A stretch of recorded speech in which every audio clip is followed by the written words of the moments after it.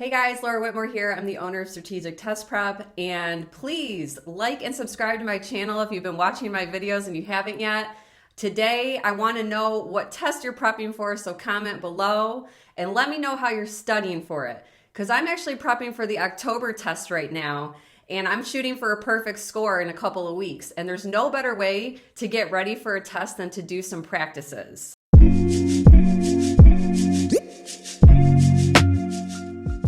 I'm just super excited because I hit 1,000 subscribers last week.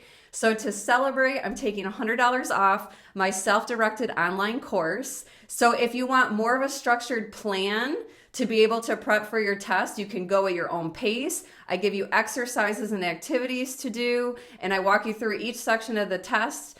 And it's all self-directed, so you can do it when you want, where you want, how you want. The link is below in the description. You'll just go ahead and create an account, and then you can get into the course. Okay, so we're gonna do a writing walkthrough, and I'm gonna walk you through my thought process. I consistently get a perfect score on the writing, so I want you to see how I think as I work through it. We're gonna be working out of the May 2022 writing. So that was a test my students went in and took a few months back. And we'll just cover one passage in this video. All right, so I'm looking at number 1, and whenever you're on a question, you want to read the entire sentence the question is in. So I ended up clipping each one of these so we can just isolate the part that we're on and just focus on that.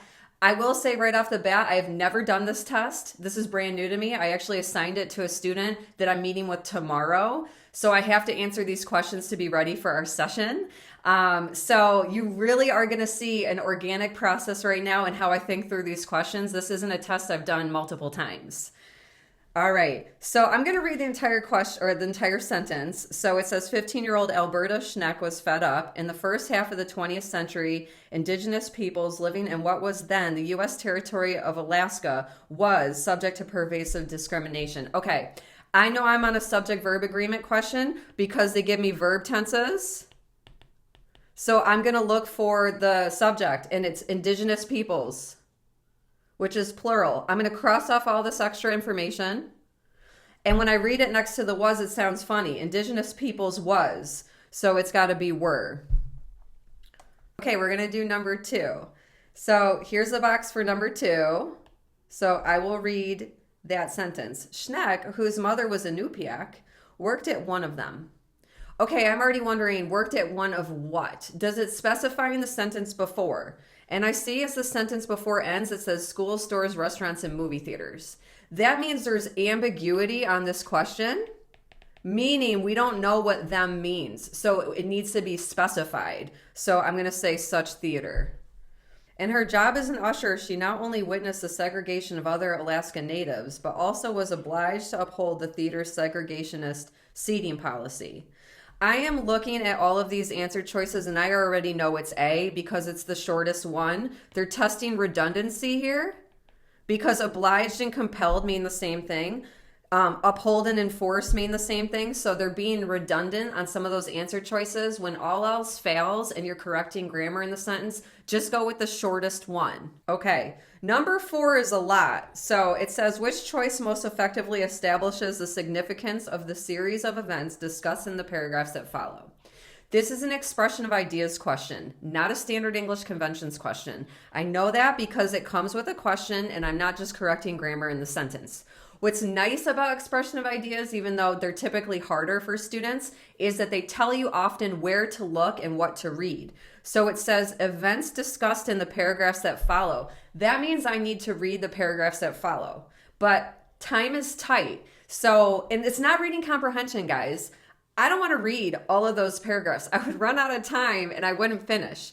So what I'm going to do is I'm going to go ahead and I'm going to look at, the topic sentence for each paragraph just to get a sense of how it flowed so that I'll know what to put here for number 4 at the top. So it looks like the topic sentence of the paragraph right after says, Schneck's initial act of protest took the form of a letter that she wrote to the editor of the Nome Nugget, a local newspaper. Okay, so she's protesting. After her arrest, Schneck was encouraged by a family friend to contact Alaska Territorial Governor Ernest Gruening, who is sympathetic to equal rights causes. Okay, so I know that she is specific to Alaska and she's, getting the governor to help her. Schneck retroactively came to be known as the Rosa Parks of Nome because she had inspired many Alaska natives to refuse to change seats in movie theaters. Okay, so I know what she was protesting about. So now I'm going to go ahead and I'm going to pick the best way to lead into all of that. No Change says helped encourage dozens of Native Americans to go to the theater and sit where they wanted. Okay, that sounds okay to me because that is what they're talking about. But I need the most effective way to establish the significance of the series. And honestly, I don't really get the significance there. It's just kind of a matter of fact point about what happened. So I'm going to hold it for now, but I think that there's a better answer choice. Influence the community of Nome to select Schneck as their queen of Nome. No. United an outspoken teenager and a powerful politician in the fight against racism. Here's your trap answer. What they did was they put a lot of truth in that. Yes, there's an outspoken teenager. Yes, there's a powerful politician. Fight against racism, though, it's too broad, guys.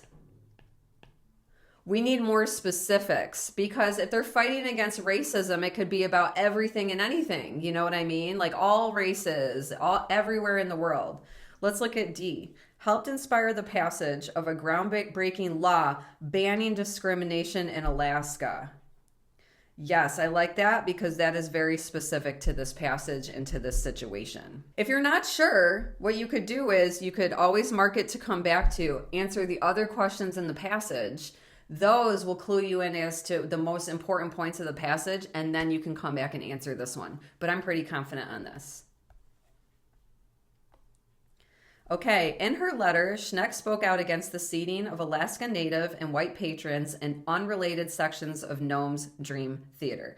This is a word in context because all of my answer choices are just one word to replace the word in the blank. So I'm going to go ahead and I'm going to read that sentence with every other word in the blank. Schneck spoke out against the seating of Alaska Native and white patrons in disjointed sections of Nome's Dream Theater, in separate sections of Nome's Dream Theater, and withdrawn sections of Nome's Dream Theater. So I would say that the best answer for that is separate, because you would have separate sections. Just for the context, that word makes the most sense. You've got to go with your gut on those. It's going to depend on your experience, how avid of a reader you are, how comfortable you are using those words in everyday language. So just keep that in mind. I don't want you spending too much time on questions like this. I think 20 seconds max is good, and then you have to move on.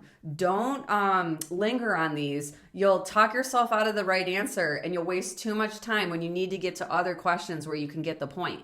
So if you're not sure, again, you could put a dot next to it and come back to it later with your extra time. After her arrest, Schneck was encouraged by a family friend to contact Alaska Territorial Governor Ernest Gruening, who was sympathetic to equal rights causes.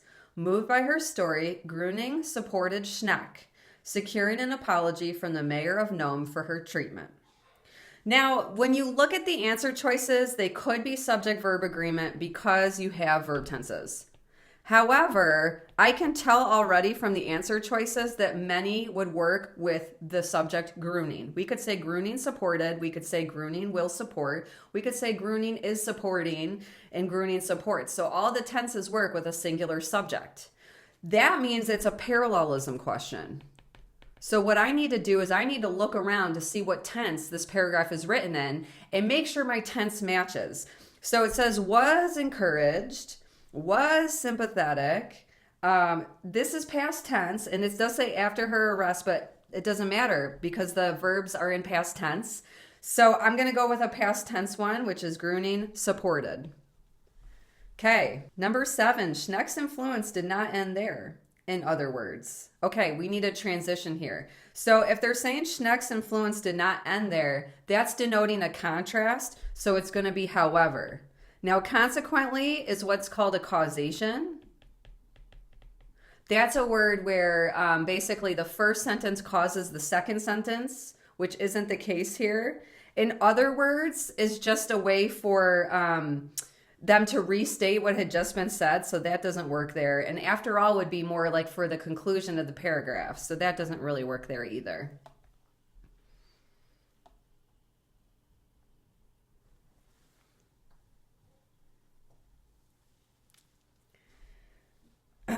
Okay, we are on number 8. So it says, in 1945, when the Alaska Territorial Legislature was debating an equal rights bill, her experience was cited as a prime example. Okay, I know a couple things right now.